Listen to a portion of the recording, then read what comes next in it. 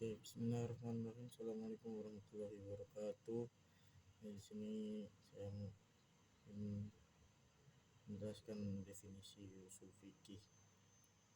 Itu dari Dr. Isyada Pendahuluan, pengertian, perbedaan, metode, komponen, tujuan, contoh aplikasi, hukum, mempelajari kesimpulan.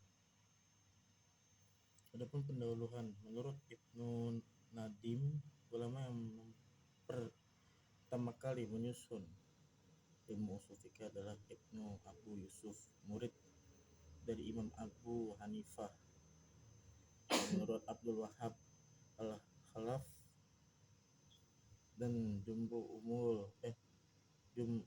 jumhur ulama yang mempertama kali membukukan kaidah usul fikih adalah Imam Syafi'i dan kitabnya Ar-Risalah. Sampai sekarang Imam Syafi'i dipandang sebagai bapak ilmu usul fikih. Usul fikih, pengertian usul al-ushul adalah bentuk jamak dari kata al-asl yang secara etimologis berarti dasar segala sesuatu, pondasi, asas atau akar, sedangkan menurut istilah adalah kata al-asl berarti dalil.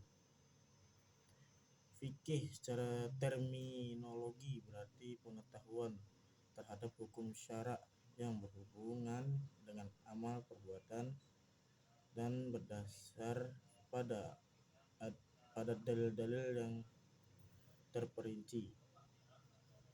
Maka usul fikih secara keseluruhan menurut Imam Baidui berarti memahami dalil fikih secara global, bagaimana menggunakannya dalam menyimpulkan sebuah hukum fikih bagian seorang mujtahid.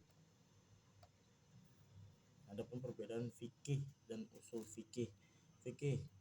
Pembahasan ilmu fikih berkisar dalam pembuatan mukallaf dari sisi konsekuensi hukumnya secara syar'i. Adapun usul fikih di sini berkira tentang dalil-dalil syar'i global dan apa yang diambil dari hukum global tersebut. Nah, metode-metodenya di sini ada 4, yaitu qiyas, istihan, masalah atau maslahah atau mursalah, pengambilan keputusan, dan istihad. Adapun komponen usul fikih, dalil syara, landasan untuk menentukan hukum syariah. Pertama, yang kedua ada kaidah-kaidah usul, prinsip-prinsip dasar yang digunakan dalam mengambil hukum. Adapun ijtihad, usaha maksimal yang dilakukan oleh ulama dalam menggali hukum yang tidak ditemui secara langsung dalam nas Al-Quran, dalam Quran.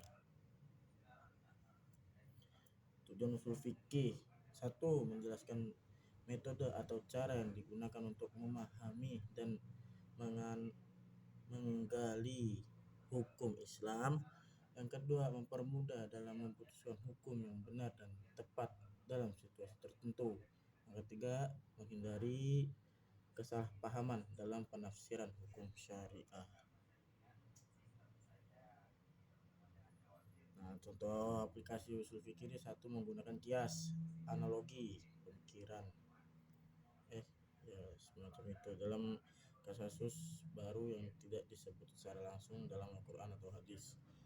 Yang kedua, memutuskan hukum tentang teknologi modern seperti menggunakan internet dan jual beli berdasarkan prinsip syariah. Nah, di sini ada hukum mempelajari usul fikih. Langsung aja ke suratnya, Quran surat Anbiya ayat 7. Terus kesimpulannya, usul fikih adalah landasan serta alat penting bagi para ulama dalam menggali dan memahami hukum-hukum Islam, dan menguasai ilmu ini sangat membantu untuk memahami maksud dibalik hukum-hukum syariah dan menerapkannya secara tepat sesuai dengan konteks zaman yang tepat.